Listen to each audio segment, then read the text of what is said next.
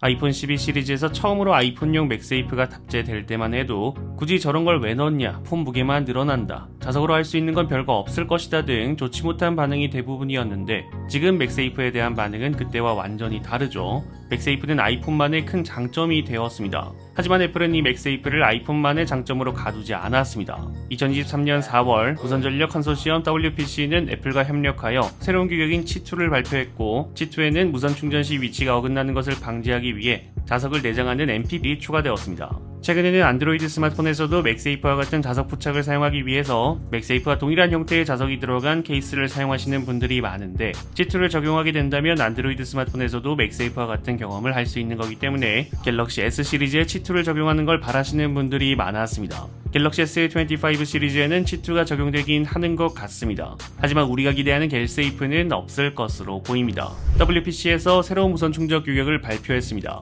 새로운 무선 충전 규격의 이름은 C2 레디입니다. 기존 C2 같은 경우는 WPC에서 기기 내에 자석이 내장되어 있어야 한다고 명확하게 말했습니다. 하지만 C2 같은 경우는 기기 내에 자석을 내장하지 않아도 됩니다. 대신 정품 케이스나 인증받은 액세서리에 자석을 달아서 무선 충전 코일과 똑바른 정렬을 지원하기만 된다면 C2 레디 규격을 받을 수 있습니다. 최근 갤럭시 S25 시리즈의 공식 케이스 렌더링이 유출되었습니다. 이 공식 케이스는 맥세이프를 지원하던 서드파티 액세서리처럼 케이스 후면에 자석을 가지고 있습니다. 갤럭시 S25 시리즈는 이 정품 케이스를 통해서 C2 레디 규격을 지원할 것으로 보입니다. 즉 갤럭시 S25 기기 자체에는 자석이 내장되지 않는다는 거겠죠. 갤럭시판 맥세이프를 바라셨던 분들에게는 많이 다른 방향입니다.